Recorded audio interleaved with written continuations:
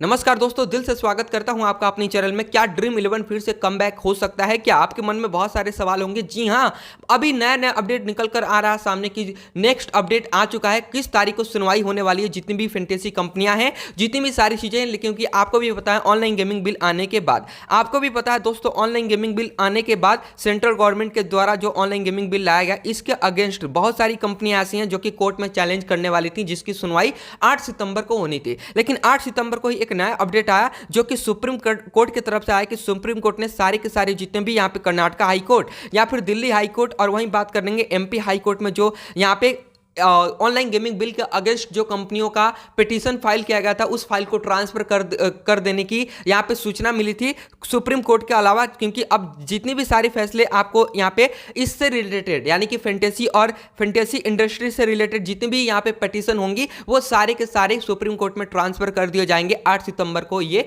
News निकल कर आया। अब बात करेंगे 8 सितंबर के बाद। अभी तक कोई भी अपडेट नहीं आया था ऑनलाइन गेमिंग बिल को लेकर के, लेकिन अब एक नया अपडेट निकल कर आया है। जी हां, नेक्स्ट अपडेट कब, नेक्स्ट सुनवाई कब होने वाली है सुप्रीम कोर्ट में? तो दोस्तों अगर बात करेंगे तो सुप्रीम कोर्ट में 7 अक्टूबर 2025 को ऑनलाइन गेमिंग अधिनियम को चुनौती देने वाली याचिकाओं पर सुनवाई करेगी। और यहां पे सुप्रीम कोर्ट ऑनलाइन गेमिंग कंपनियां इस कानून का विरोध कर रही हैं जिसमें रियल मनी गेमिंग उद्योग को प्रभावित किया जा रहा है। दोस्तों आपको भी पता है ऑनलाइन गेमिंग ऐसा यहां पे बिल को पास किया गया, इसमें साफ साफ लिखा गया है कि no real money gaming online promotion and regulations 2025, इस प्रकार से इस बिल को पास किया गया जिसमें कि आप मनी इन्वॉल्व नहीं कर सकते। ऐसा फ्री और फ्री टू प्ले, जैसे कि अभी ड्रीम 11 पे अगर आप देख रहे होंगे तो dream 11 free to play module पे काम कर रहा है, लेकिन इसमें आपको डिपॉजिट करने का ऑप्शन बिल्कुल भी नहीं है। यानी कि नो रियल मनी गेम चल रहा है, लेकिन फिर भी फ्री कंटेस्ट विन करने के बाद आपको ड्रीम 11 पैसे भी दे रहा है। लेकिन बात करेंगे क्या ड्रीम 11 के लिए एक बहुत बड़ी खुशखबरी है? तो एक तरह से अगर हम बात करेंगे तो जी हाँ,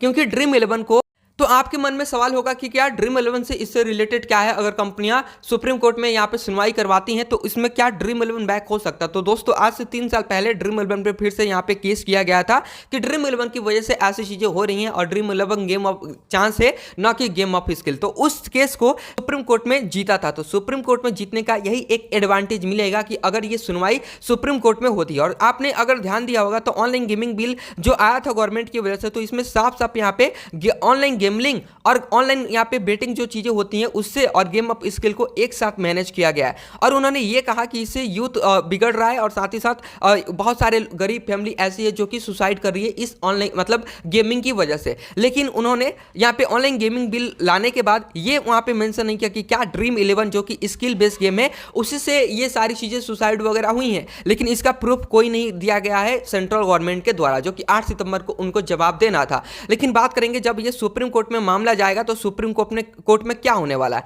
तो आपको भी पता है जितनी भी कंपनियां हैं उनके अधिकारों का हनन किया गया है। साथ ही साथ आपको भी पता है कर्नाटका हाई कोर्ट जैसी कर्नाटका स्टेट ने भी इस ऑनलाइन गेमिंग का विरोध किया है, जिससे कि वो अगेंस्ट कर्नाटका हाई कोर्ट में पिटीशन फाइल किया गया था यहां पे कर्नाटका स्टेट के द्वारा। क्योंकि online gaming bill central government के द्वारा लाया गया है, जो कि उसका अधिकार है स्टेट गवर्नमेंट का, जो कि स्टेट गवर्नमेंट जैसे होती है ना, हर एक स्टेट का अपना फैसला होता है कि उनके स्टेट में ऑनलाइन गेमिंग बिल चलेगा, मतलब ऑनलाइन गेमिंग चलेगा या ही नहीं चलेगा, वो डिसीजन उनका है। लेकिन उसको, उनके डिसीजन को ना मानकर सेंट्रल गवर्नमेंट ने इस बिल को पास मंजूरी दे दी गई है। तो उसके अगेंस्ट यहाँ पे बहुत सारी चीजें, बहुत सारी कंपनियां जो कि अपने हनन मतलब उनके अधिकारों का हनन किया गया है, क्योंकि उनके बिजनेस पे बहुत ही ज्यादा असर पड़ने वाला है, तो वो कंपनी यहाँ पे चैलेंज करने वाली है।